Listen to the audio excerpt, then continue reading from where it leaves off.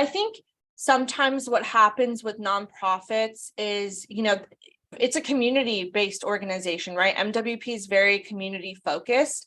I think that people look at running a nonprofit as a nonprofit. They're like, it needs to be different from running a business. But actually, I disagree. When I was in an accelerator years ago, I remember one of our professors, his name is Justin Woltz. He literally told us, he was like, nonprofits fail because they run like nonprofits. You should be running your nonprofit like a business.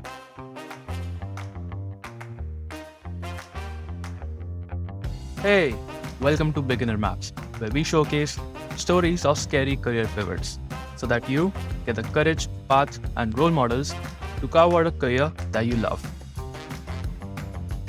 Today, we have the one and only Sophia with us. Sophia is the founder and CEO at Muslim Women Professionals, abbreviated MVP throughout this episode, MWP, a non-profit that promotes the empowerment of Muslim women globally. Here, she is building a community where diverse women can embrace their Muslim identity and build professional skills through mentorship, networking, and guidance. That's not all. She is also the program manager at XRC Labs, venture capital firm and accelerator. Here, she builds curriculum, spearheads community development, maintains relationships with her portfolio companies, and many other things. So you can see how Sophia lives and breathes community. That's why I am super excited to talk to you about your journey here, Sophia. Thank you so much for having me. I'm so excited for this. All right, so let's start by talking about your first community experiences. Tell us, what does it mean when I ask you, what was your community experience growing up? Yeah, that's a great question. So I was born and raised in Southern California. My father is Pakistani and Arab, and my mother's Mexican. I'm also Muslim. And, growing up, my parents really worked so hard to create a really inclusive and supportive community for us and allow us to be surrounded by other people who were also very diverse. When my parents got married, they definitely got a lot of pushback, not just from, their families, but also communities. And so they really worked hard to make sure that we didn't have to feel any of that. And so, a huge part of what they did for us was really to make sure that in whatever spaces we were in, we felt embraced. They also really reminded us that, our mixed identity was not something that was a bad thing. It was actually something that gave us leverage to better understand other communities as well.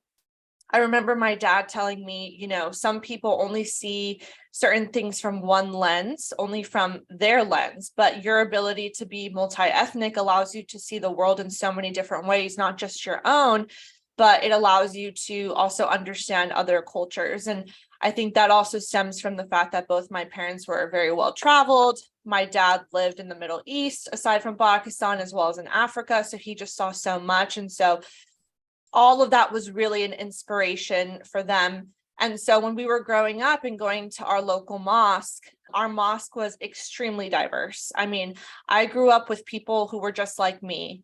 They were mixed as well. So they were Arab Latino, South Asian Latino, Arab and white. It was like all of our moms were friends because they all, were Muslim, and, they all were obviously not South Asian or Arab or anything like that. And then all of our dads were friends. And so it was just such a cool environment to be able to grow up in that community, seeing people that were like me.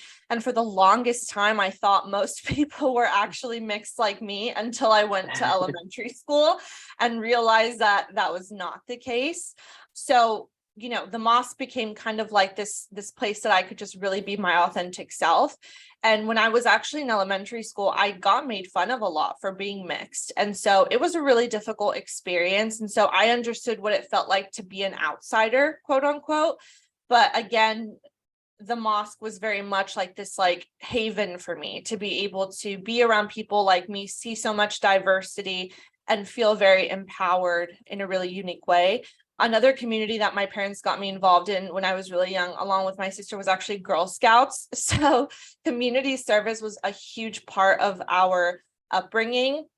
Though we didn't come from a lot of money, my parents always said, if you don't have a lot of money, it's okay. You can still give back to your community with your time. And so we would do a lot of community service through Girl Scouts. We would, sell, Girl Scout cookies, which made us feel like business women when we were like literally 6 years old. Like it was all these different things that we were learning through that community. And so I feel like so many of those experiences have in a very unique way followed me to where I am now. Love this so much. So two things actually strike out to me from all of the things that he just said.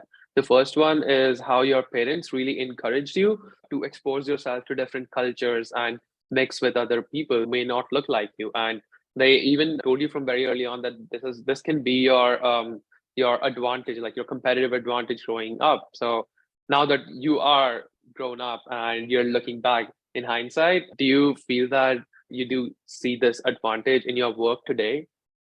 Absolutely. I feel like, a lot of people talk about the role that a father can play in the life, especially of a daughter, right? So having a father that really encouraged me to feel always empowered and always feel just proud of who I was and my identity. And of course, my mom as well. But I feel like moms, you kind of expect it from your moms. But when your dad is also kind of there and just like really telling you from a very young age, like you can do anything you set your mind to.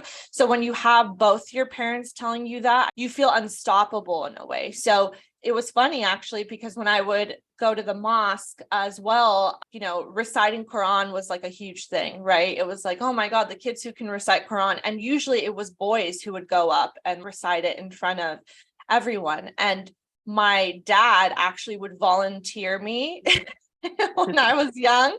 And I would always, and because we had a Quran teacher that would come to our house twice a week to teach us Quran. So I learned Quran when I was like 3 years old.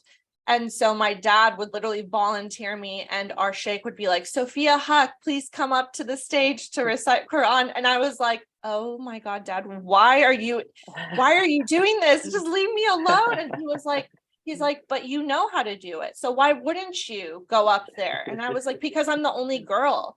And he's like, that doesn't mean anything. I know you can do it better than the boys can. And I was like, oh man, like, it was like something that would just make you feel so unstoppable. So in a weird way, I feel like both my parents in doing that for me really encouraged me to be very outspoken, which has since followed me now. I'm very unapologetic about my identity as a Muslim woman, very unapologetic about my identity as a mixed race woman.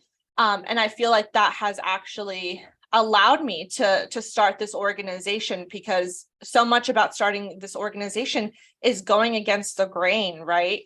Spaces like this didn't necessarily exist. And so to be able to create something, especially during a time when Islamophobia was so bad, it still is, but particularly during the last presidency here in the United States, it was horrific. So being able to do that at a really difficult time, I think it's those memories that I have that really gave me the confidence to be able to do what I'm doing now. Right. Let's talk about this organization. You started MWP almost 5 years ago. And the first question that I have when I hear that you're running a nonprofit as a founder and CEO is, how does it differ from running a for-profit, maybe a startup as a founder and CEO? That's a great question. So I think sometimes what happens with nonprofits is, it's a community-based organization, right? MWP is very community-focused. I think that people look at running a nonprofit as a nonprofit. They're like, it needs to be different from running a business. But actually, I disagree. When I was in an accelerator years ago, I remember one of our professors, his name is Justin Woltz. He literally told us, he was like, nonprofits fail because they run like nonprofits. You should be running your nonprofit like a business. There's like a lot of negative association with doing so. So actually, I run my nonprofit like a business. And, I think that what happens with some nonprofits, it's that people go into it with, I have an idea and I have a problem, so it must be everyone's problem. And that was something that my professor actually taught me as well. He was like, just because it's a you problem doesn't mean it's everyone's problem. So that's the first step in really building a successful organization, is making sure that you're going out, you're interviewing people, you're conducting surveys, basically what we call in business customer discovery, making sure you're doing all of that to ensure that there actually is a need for something like this. And so that has really influenced my decision to be very business oriented with this nonprofit. We have a business plan. Our goal is to have multiple streams of income, because all of this will ultimately help this nonprofit be a successful and sustainable nonprofit in the future. Right. And can you talk about the business plan and maybe some income streams that you have for the nonprofit? Well, without giving too much away, what I would say is, for us, like for some nonprofits, what they do is they're like, we're solely donation focused. Like our only stream of income is donations. And that is not good if you only have one stream of income. So for us, it's really about creating, like I said, multiple streams of income in different ways. It's not just, with donations, it's also grants. It's also figuring out what can we do internally to be able to monetize off of certain things that we're doing. Maybe it's events, maybe it's partnering with different corporations and having them as corporate partners. For me, for our ability to make a really large impact for the Muslim women community, we have to create sustainable sources of income. And so I don't want us to be a nonprofit that's barely making it every single month. I want us to be a nonprofit that is here for many, many years to come. And that requires being very business savvy and making sure that we have, like I said, those diverse sources of income. That's amazing. If I had your job as the CEO of MWP for a day, can you teach me how to do your job? So that's a really tough question, because when I thought about it, I kind of asked myself like, I told myself like, no 2 days are ever the same with this organization. You're always dealing with something new. So I think the best way to approach it would be, in order to be really successful in this role, you have to be a really good problem solver is like the first thing that I thought of. Problems come up all the time. Every single day there's something new. And I think years ago when I first started, I would be really scared, or like a problem would come up and I'd be like, oh my God, I'm not doing a good job. And the truth is that problems will come up all the time. It's about how you react to them. So sometimes some moments I'll step away from my computer and I'll just have a moment to myself. But then it's like, okay, what's the game plan? Let's figure this out. So I think that would be the first thing, is like, you really have to be a problem solver. The second is you really have to understand what's going on across your organization all the time. So I'm constantly doing check-ins with the different teams, constantly checking in with the executive members, making sure that they have what they need. If they need support, I'm always there. For example, our finance and legal team, it's like, okay, we are looking for grants. I will do my own research, send them grants. It's really about being, somebody who can help every single team. And you don't need to necessarily know everything about finance, everything about legal, everything about events, but you need to be able to contribute. You need to be able to understand how you can help. I think that's how you would be really successful in this role. But yeah, it's a very tough role. And sometimes I forget that I'm the CEO of this organization because I've been doing it for so long that I kind of feel like it's just become like robotic at this point. Like it's just like I'm an autopilot almost. But at the same time, I feel like every day I learn something new. I learn how to be better, and I take that with me on this journey. So cool. You obviously have your full-time day job and you're running your nonprofit apart from that. It sounds like a lot. You're managing so many teams. So is it like having another full-time job? Oh my God, absolutely. And I know some people think that, oh, it's a nonprofit, so it's not a lot of work. It is a lot of work. I'm overseeing 22 women right now. It's a lot. And it does feel like 2 jobs all the time. So I have to be very good with managing my time. I have to be able to also set aside time for myself. It's interesting because we're not even where we are going to be. Like there's so many things that are going to happen in the next few months for us. This past year was actually I think it was our year of the most growth we've had thus far as an organization. So it's just going to continue, hopefully, to just grow and grow. And so for me, I have to really make sure that I manage my time wisely and that I, again, like I said, make time for myself, because I've learned really that burnout is very common, especially when you're doing this type of work. It is really, really hard. And especially as a nonprofit, like where none of us are getting paid, we're all volunteering. So much of what we're doing is about the mission. It's about the impact, right, that we're having on women globally.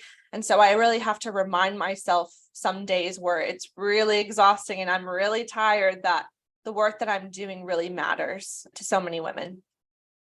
Yeah, so this sounds like it's a very you're doing a very mission-oriented work with this, because you aren't getting any money, any financial benefits, any equity out of this thing, and you're devoting all your extra time. And it's been going on for 5 years, which is incredible, I think. So congratulations on that. Thank you so much. My next question is, can you remember like a moment or two when the work that you've been doing on this mission felt really impactful and you felt proud of doing this work? Yeah, it was so funny because one time I went to a wedding. It was in Chicago. This was a few years ago. And one of my friends, she was introducing me to some of her friends.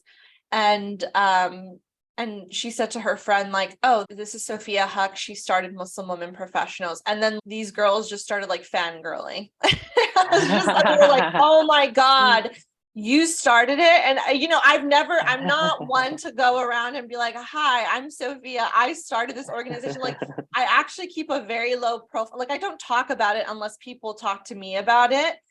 And so like, they were just like fangirling and they were really excited. And they were just talking about like, I love what you did with this. Oh my gosh, you have to come to Chicago. There's so many Muslim women here. And just like going on and on and on. And I was just shocked. I was shocked. Like, I was a little like, this has not happened before to me. And like, because you don't realize the impact that you can have on people, right? You don't really see like who's benefiting from it specifically, right? So that was one moment. Another moment is when, well, actually, this is a few moments, but like I mentioned, like I get messages from women from all over the world. And in those messages, like you just, oh my God, like some of these messages, you could literally cry. It's like, I've been dealing with Islamophobia in the workplace and, I have been harassed as a result of it. And finding your organization has really made me advocate for myself. It's made me feel empowered. I don't hide who I am anymore. I feel like I can take on whatever I need to do at work. We host quite a few like events, right? So one of our events was like spiritual rights in the workplace. And so it taught Muslim women, like, what are your rights in the workplace when it comes to wearing hijab, when it comes to taking time off for Eid, when it comes to letting your company know about Ramadan, all these things. And so many women have messaged me about events like that have really helped them in their careers be able to communicate to their team about their identities more because they have like a blueprint that they can follow from us. So it's messages like that really just like mean the world to me. And when I also get feedback from a lot of people who aren't Muslim, who are like, the work that you're doing is so fantastic, like that's so important, like all of that together, just that's what keeps me going. That's what makes me feel so motivated and lets me know that I'm making an impact, even though sometimes I forget that I am. That is so amazing. So tell me about the difficult parts of building MWP. You mentioned that making time for it apart from your full-time day job is a challenge. How do you deal with that? Yeah, I'm going to be honest. It's very difficult. A lot of the times I have to sacrifice my evenings, my weekends to be able to catch up on work for MWP. And it can be really exhausting. Fortunately, I have a really great executive team. Those are like all the heads of the organization. And the three of us are very, very motivated. And we really talk to each other about, how we're feeling, how everything is going, because all of us are working in very demanding jobs, full time. And then we're working on this on the side. And so like I mentioned earlier, you have to make sure that you make time for yourself. You have to make sure that you're leading by example.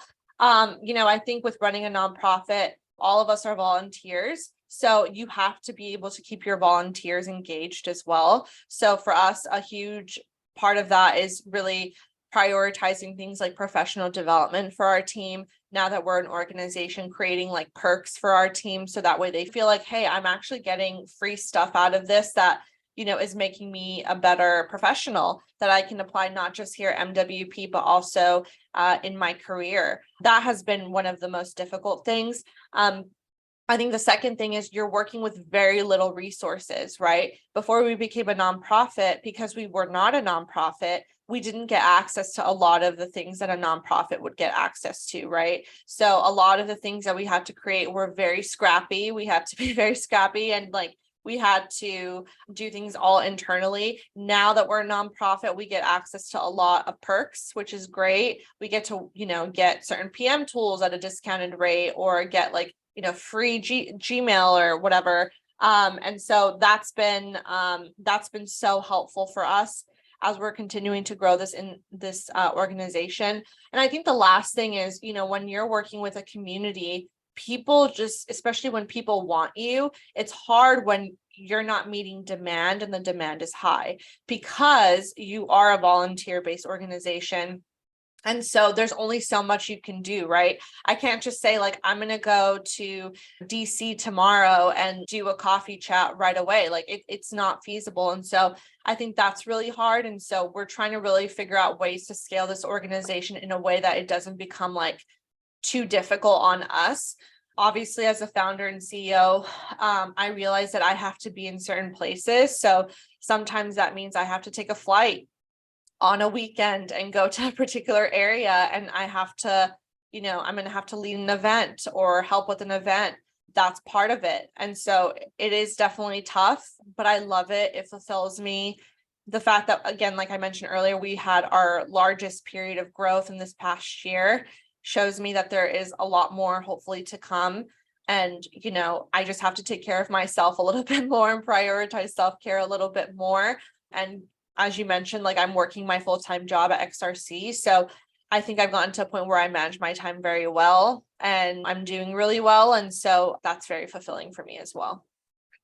Love it. This sounds like it's a lot of work. So you need to have a lot of conviction to be successful in building a nonprofit and do that for 5+ years. For sure. Absolutely. And I will say in the beginning, it was very tough, right? I had no formal business background. I didn't major in business when I was an undergrad. I did study abroad at the London School of Economics, where I learned about international business. That was actually what fueled my passion for business, was going to LSE.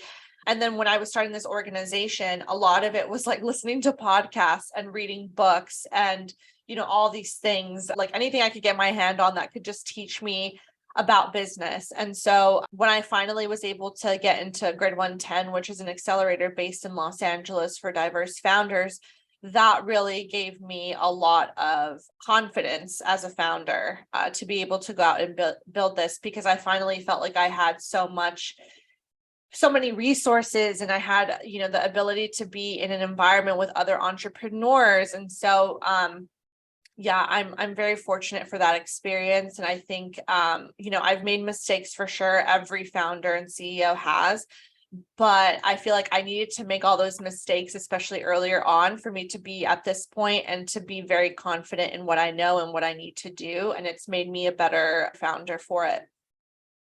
So cool. So I'm going to take something that you said a bit earlier about how a huge part of the job is to deal with the financial constraints and figure out how to grow even with few resources.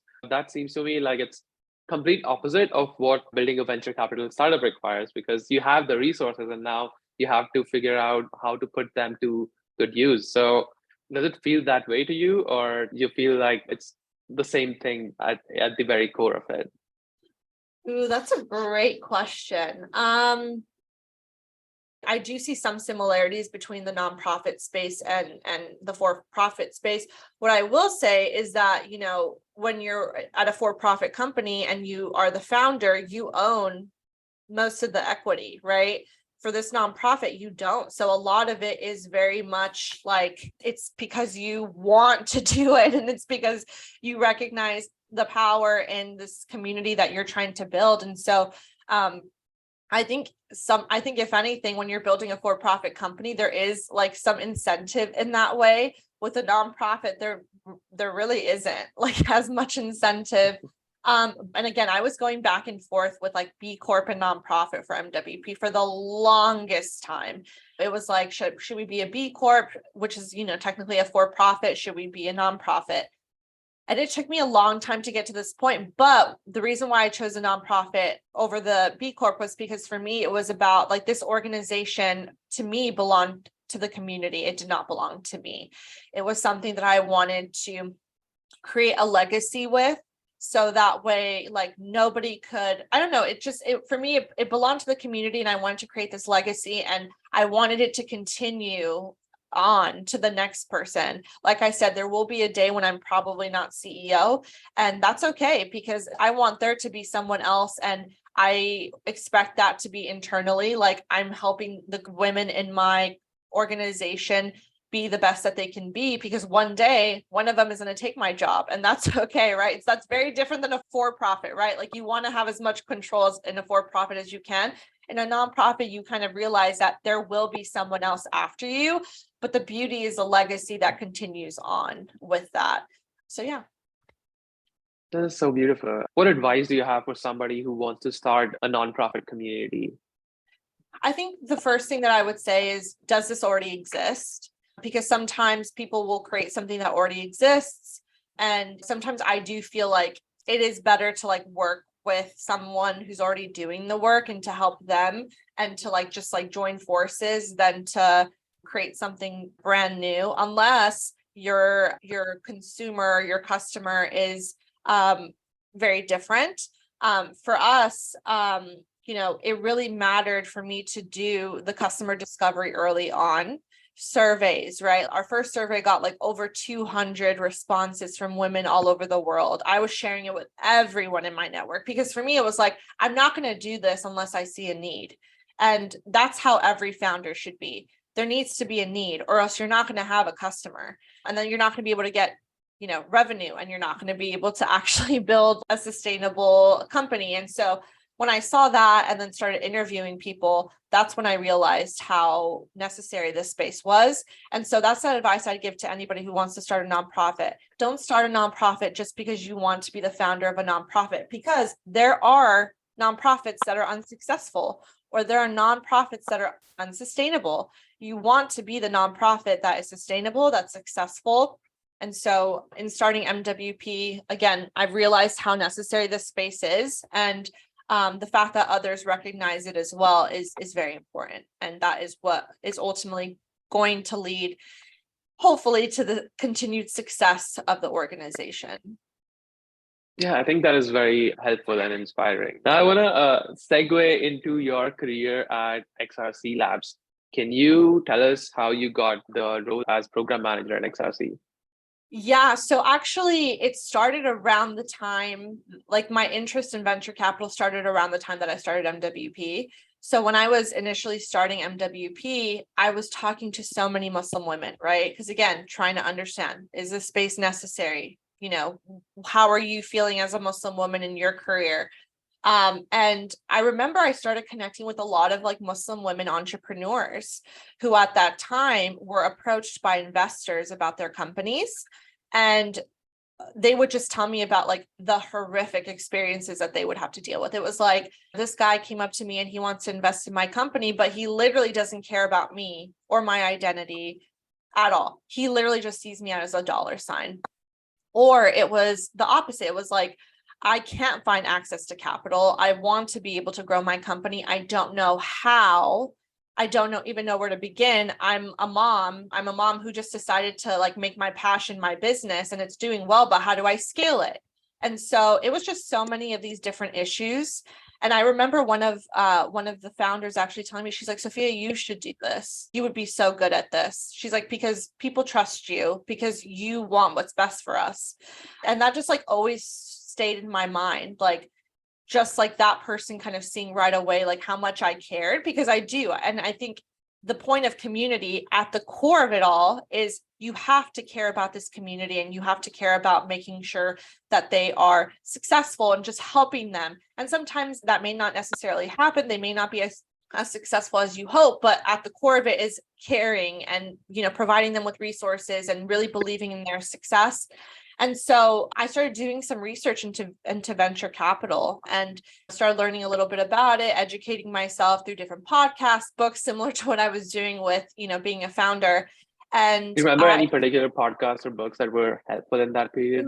I started listening to how I built this. I started reading things like Good to Great around management specifically and being a really good founder. At that time, there weren't a lot of VC books. Now we have venture deals. I'm not sure, I didn't know about venture deals at that time. Secrets of Sand Hill Road. Those are very much VC books. Arlen Hamilton's book that also came out. I didn't know about that. So it was a lot of podcasts. It was a lot of blogs. And then I found out about Grid 110, that accelerator in LA. And I was fortunate enough to get accepted into the accelerator. And then that's where I actually got to learn from the founder, Mickey Reynolds, who is also a venture scout. I got to learn from Austin Clemens, who's the founder of a venture firm, and all these just incredible people. And I got to just learn, especially from other founders who were building for-profit companies, what investors looked for. And so it was this really amazing experience because I saw it in the lens of a founder. That was what I was looking at it through, but I was also being able to see it from the lens of an investor. Is this a viable product? Is this something that's going to actually be successful? And so I remember talking to Mickey Reynolds and just telling her I really think that this is where I want to be. This is what I've always wanted, to directly invest in the communities that I care about. And I remember telling her, maybe I'll do it in 10 years or something. I have a lot going on with MWP.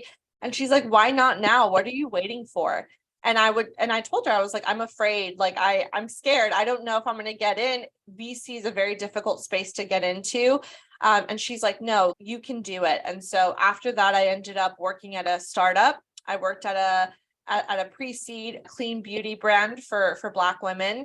And that was an amazing experience. Then I became a venture associate at Republic. And then Mickey was actually the one who sent me this job description and was like, hey, I found this. I think it's the perfect fit for you. It's community, it's retail, which I used to work in the retail space before starting MWP. She's like, it's program management. You do so many events with MWP. It's so much of that. Why don't you just apply? And it was my first time learning about XRC. And so, when I started doing more research, I was like, this is amazing. This is definitely what I love. I love consumer brands. I love retail. I love community building, all of that. As a founder, I can resonate with them in terms of the resources they may need. So it was all those different things. And so I applied, I got the job, and I'm very grateful because I can resonate with our founders in a very unique way as a fellow founder. Again, being a founder of a nonprofit is a little bit different than being a founder of a for-profit for sure. We don't have to go through all these fundraising rounds. We don't have to deal with all these different things that they're dealing with, but there is this common, common language that we're speaking in terms of what it means to be a founder and what you need and how we can help you be successful. And that goes back to, again, I run MWP. It's a nonprofit, but I run it like a business. Same thing here. It's where's your business plan? How do we get your financial model ready? Let's prepare you for demo day. Do you have all these things in order? Did you do customer discovery? It's all these different things that I can now help them with so much more because I've been through it myself. This is amazing. It sounds like Mickey is a fantastic mentor. She would be an amazing person to speak. I think I suggested her to you for this podcast, but she would be fantastic. Yeah. Love this. And I especially love her advice on when you said that you're thinking of doing it in 10 years, and she just asked you, why not now? And that is a place where I think a lot of us find ourselves to be in. We have our 10 years plan, but sometimes those are things that we could do today and start today. Absolutely. I think if you really look at it, I think there's two reasons why we don't do things. One of them is maybe the convenience, right? Right now, I don't have the resources. I don't necessarily have the time. And another is just fear. And so for me, I said that, I didn't have time. I had the time. I was just scared. So I think, her being, even to this day, she's one of my mentors. She's somebody that I adore. I look up to her so much. She's doing so many fantastic things with Grid 110. She's impacted so many founders like myself. But I really am so grateful for her, because I wouldn't have known about this job had it not been for her. And I think that that's also a really important thing, even as a community builder. Like, it's really important to have mentors. It's really important to have people who know exactly what you're doing and have done it or are still doing it, who you can really turn to in those moments where you're maybe burnt out or you don't know what to do. It's very important to have those people around you, because they definitely know how to support you, and they definitely know how to give you advice that really resonates with what your experiences are. I really love this topic about the importance of mentors in life and how they can be really powerful in your professional journey. So I have one question. I think this is a question that I've often struggled with myself. How do you find mentors, number one? And then how do you even approach them and sign them on to being a mentor? Because it sounds like it's a one directional relationship, like you're really getting all the value out of it. So do you have any insights into that? Yeah, so actually, when I graduated college, I had no mentors. And I think that was also one of the inspirations for starting MWP, because nobody taught me how to find a mentor. And then I would see all these boys around me and they all had mentors. And I was like, how did you do it? And they would never tell me how they did it. And so I think in terms of finding a mentor, I think there are a few ways that you can do it. I think one of the ways is by attending events that tailor to your interests. So for example, I, attended an MWP, an MBA event. This was years ago. This was back in 2016, 2017. I thought I was going to go get my MBA right around the time I started MWP. And I went to this Harvard MBA event in Los Angeles, and I met one of my mentors. And it was just because I reached out to her. I saw her speak. She really touched on some amazing points. She was also a woman of color. So I reached out to her and I, scheduled a call with her. We talked. And actually at the end of it, she gave me advice. She was like, in terms of finding a mentor, she was like, Sophia, remember that even though you're not let's say a Harvard grad like me, you're literally reaching out to me because I'm a Harvard MBA grad, there's still so much that you could help me with. You could still help me in a unique way. It doesn't mean that it's a one-way street. She was like, so when you're reaching out to mentors or you have mentors, make sure you always ask them if there's anything you need from me, or if there's any way I can help you, let me know. She's like, because you'd be surprised how much we actually do need help. There's a lot of things we don't know. And so that's actually something that I always ask my mentors. It could also be some of the programs that you're in. Mickey is one of my mentors. I was a part of the accelerator.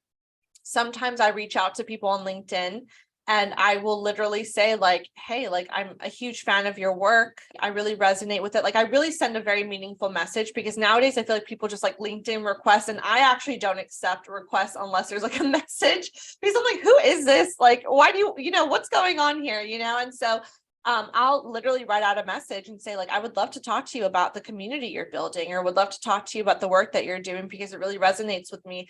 And I'd say 9 times out of 10 people will let me meet with them and talk to them. And I always let them know at the end of our meeting that, if there's anything that they need from me, I am happy to help them in any way that I can. So I think reciprocity is a huge thing when it comes to mentorship, but I think it's also about being very intentional. Yeah, intentional. It's not just I'm reaching out to her because, I just want to talk to her. It's there should be a why behind it. And so, yeah, I would really encourage people who are looking for mentors to put themselves in spaces where those mentors are. So if you're looking for somebody in venture capital, let's say on the investment side, at a specific company, connect with other people at that company, or learn more about that company, do research on it and talk about it with that investor. Make them feel special, because that's, they want to feel like they're not just meeting with you just to meet with you. A lot of people just don't have that much time. So really making it a very intentional introduction and making them feel very, I don't want to say supported, but making them feel like you really resonate with the work that they're doing. I think that that's where you can find a really genuine connection. This is so helpful. Yeah, as I said, this is a thing that I and even Piyush were struggling with. We have often struggled with, and as you said, when you graduated from college, you felt that you didn't have any mentors, and that is the Mm. same case with me and him. So yeah, this I will try to apply what you just said. Yeah. Yeah. Okay, love this segue. Now coming back to your career at XRC Labs, you're here supporting founders and you're like building a community of people who are building hard, difficult startups. So what does your day-to-day job look like? Oh, it's a lot. It literally is I do a lot as a program manager. So some of the things that I do, obviously I do the day-to-day operations of the accelerator. So I'm working on building our curriculum, right? Figuring out every single cohort, how do we make this curriculum better? Based off of, the founders that we had in the previous cohort, what changes should we make? How should we reorder this? What expectations should we set from the founders or for the founders? Another is building programming. So a huge thing that I really wanted to implement when I got to XRC was really also focusing on our alumni and really figuring out what resources can we provide to our alumni founders, right? I don't ever want them to feel that just because they're no longer a part of the current cohort that they don't get access to certain resources or they don't get access to us as a team. And so one of the things that I've really worked with our team on is really implementing more engagement with our alumni and finding those resources for them and seeing how we can continue to maintain relationships with them and just basically support them on their founder journeys. We have over 370 mentors in our network. These are all experts in their field who come in and support our current cohort founders. They work with our founders, especially in different areas that they need help with. And then some of them actually go on to, serve as advisors, or they will serve as angel investors. And so my part in that is really making sure our mentors are happy. We're building out a really strong mentorship program. We're continuing to expand our mentorship network. That the mentors feel like they are also a part of the community because they, so many of them are just so proud to be XRC mentors. So figuring out like, how do we make their experience a better one? How can we have in-person events just for them to feel very exclusive because they are so important to us? I want to make sure that they feel that way. Building out our orientation. I'm now working on intern recruitment for the entire organization, helping with our XRC blog, writing articles that are really relevant to the community, overseeing our interns. So really making sure that our interns feel like the work that they're doing is very meaningful. It's everything, honestly. And I feel like my role has grown so much since I've started. But it's been an amazing experience. And I feel like I'm just gaining so much insight. And it's allowed me to really see things in so many different ways. I've been able to see things from the investor lens, the growth lens, obviously our lens as an accelerator, and the marketing lens. Like every single area, I've really been able to have some sort of point of view from the organization standpoint on these startups. And so it's literally everything, but that's kind of the type of person I am. I don't like to do just one thing, as you can see. I love to do everything, and I love to be able to learn from other people and also, kind of give my perspective on how things can be better. Of this. And what do you think is the most challenging part about this work? I think the most challenging part is sometimes you will see founders who work so tirelessly, who work so hard to build their companies, and their companies just don't end up working out. And that's really, really hard because we can provide them with all the resources they need. They can work so hard, and sometimes it just doesn't work out. So I think that is probably one of the most difficult things. Another thing is obviously the times that we're in, fundraising is a little difficult right now. And so it's hard to see them struggle, some of them financially are, telling us there's only so much runway I have. So that's where I come in and, I work with my interns to really prioritize finding different means of funding for them, whether it be grants, whether it be, other resources that we can find. For me, it's we need to help them in any way that we can because their success is our success.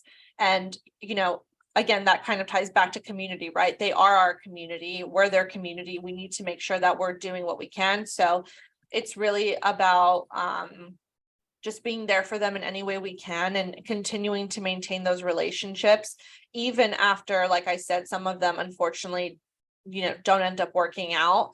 It's hard because you build those relationships with them personally. You learn about their families, you learn about, why they started this company. And I am a huge empath. So like oh my God, I like literally feel for them. I'm just like, oh my gosh, you dedicate so much of your time, of your life, to building this company, and it just doesn't work out.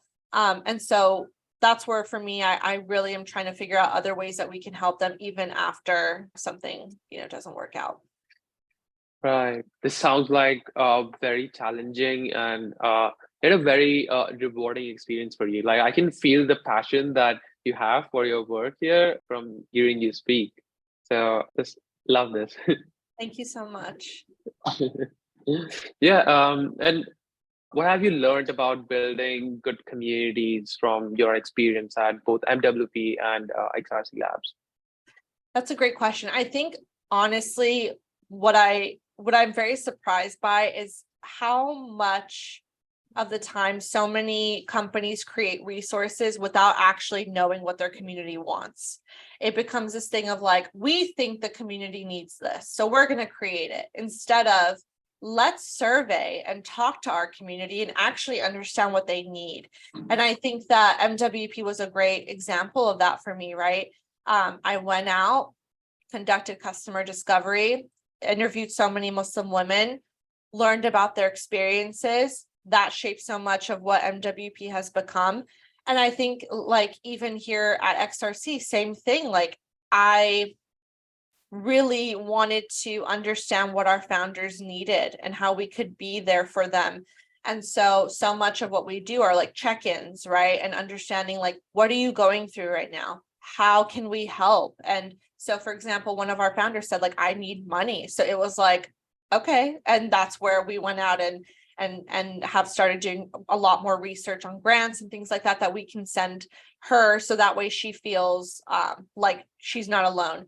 But yeah, I definitely think that a lot of companies don't actually talk to their consumers. And I feel like that's a huge problem. At the end of the day, the community you're serving is ultimately going to be the reason for your success. So if you don't know what's going on and you're not continuously talking to people, and not just once a year, but at events, through social media, all of these different avenues, you're not going to be successful because their needs are going to evolve and you have to evolve with them. Right. And has there ever been a time where you thought that they wanted something, and then upon doing research, you realized that they actually don't want it? That's a really interesting question. I don't think that that's happened, actually. I think it's because I don't just, I don't just survey them once, even like with XRC, I don't survey them once a cohort. It's like we're continuously getting feedback every other week, every month, like literally in different ways. Through like, we'll send out like feedback forms. We'll also talk to them in person. We have like an open door policy with our office hours. Same with MWP. It's very much like, we send out our survey, but at events, I'm always like letting the girls know, ask them what they want from us, talk to them. What are the problems they're facing? All of that. So I personally haven't gone through that, but I definitely have seen other organizations that have. Makes sense. Okay. My next question is about your career and like, how are you looking at your career in the future? So tell me about your inspirations as you're thinking about building out your career in the long term. Oh man. It's funny because, I am a planner. I like to plan. If you don't, you can't see, but I have a vision board that I create every single year at the end of the year. And it's all the things that I want to happen. And actually, one of them is literally a photo of someone doing a podcast with their microphone. And I ended up buying the microphone. And then Nitya, she literally were like, let's do the podcast. And I was like, oh my God, it's happening. So there we go. Oh, We're wow. We've manifesting. crossed that off. Yeah. We're manifesting.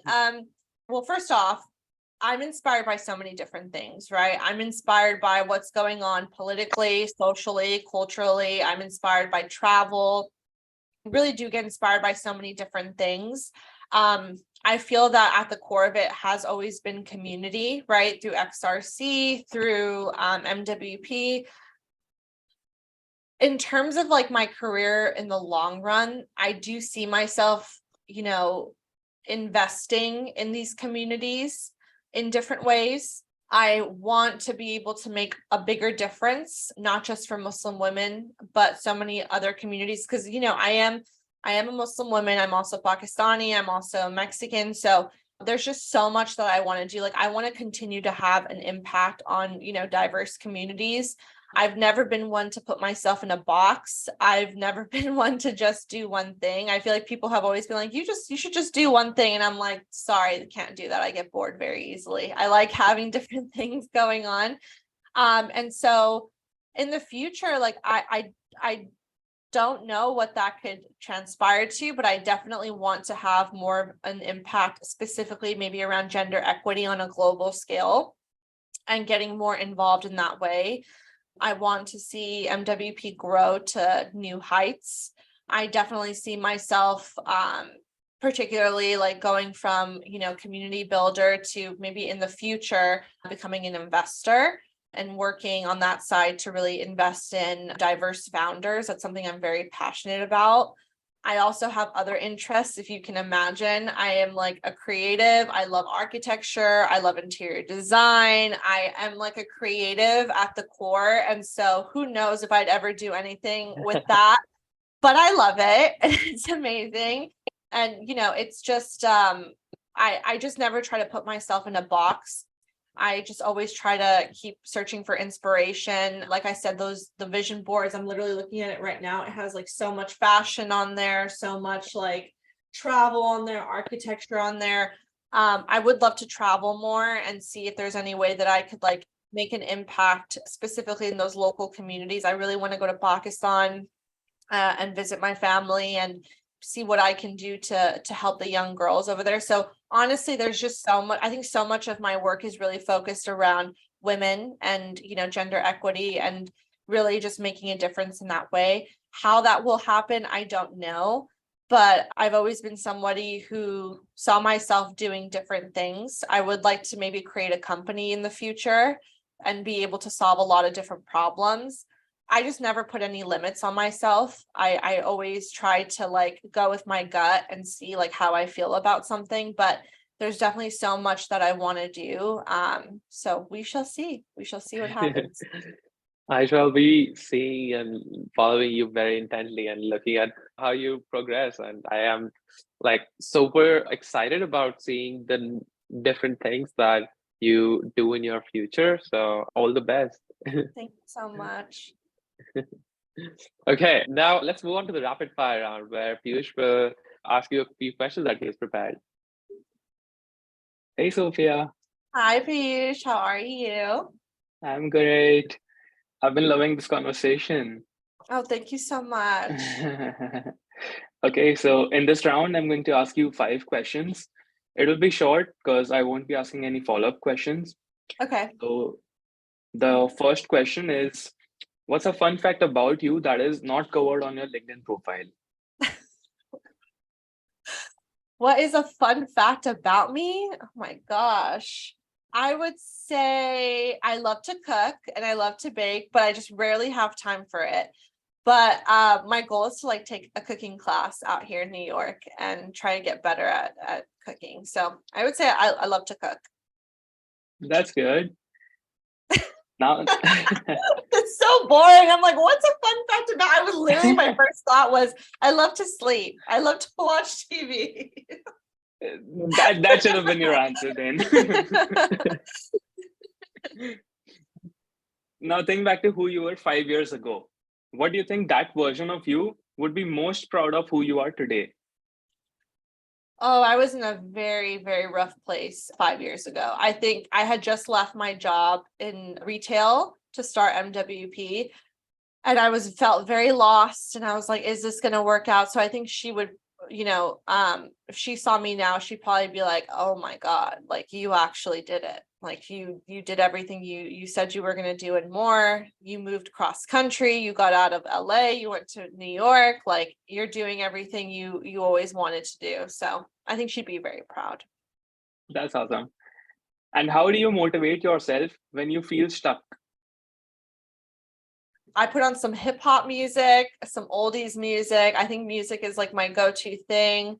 And I do a lot of self-care. So I go get a massage, go get my nails done. I watch some reality TV, which is probably the worst thing, and people are going to judge me for it. But I watch like reality TV and I just relax. And then I'll also like go to the gym, kind of gets me in like the right mindset. And then I try to get a good night's sleep, and then I'm ready to go for the next day. Awesome. And what's the next big thing that you're trying to achieve in your career? Ooh, that's a great question. I definitely want to see myself continue to grow outside MWP, like with my career in venture capital. I definitely want to continue to just grow in that space and see where it takes me. And the last question for today, what advice would you give to someone who is starting their first community job tomorrow? I would tell them, make sure that at the core of everything you do is that you really care about this community and its future.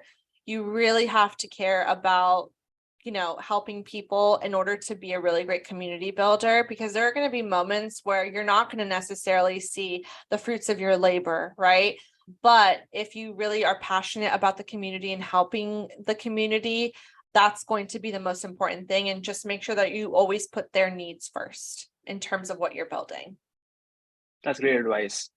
That brings us to the end of this round. Over to you, Nitesh.